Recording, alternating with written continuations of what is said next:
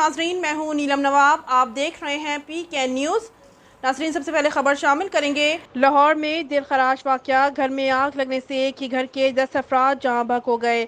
हमारे नुमाइंदा सरदार ताहिर महमूद की रिपोर्ट के मुताबिक अंदरून भाटी गेट में आतिशज़दगी की वजह से 6 बच्चे और 4 खवातीन मरने वालों में शामिल।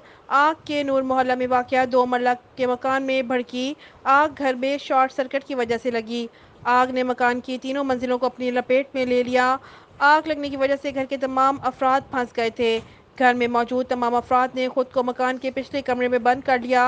घर में ज़हरुद्दीन बाबर नामी शख्स का पूरा ख़ानदान रिहाइश पजीर था। झुलस कर मरने वालों में ज़हीरुद्दीन का एक बेटा, एक बेटी, बहू, पोते पोतियाँ शामिल हैं। मरने वालों में 6 बच्चे और 4 खवातीन शामिल हैं।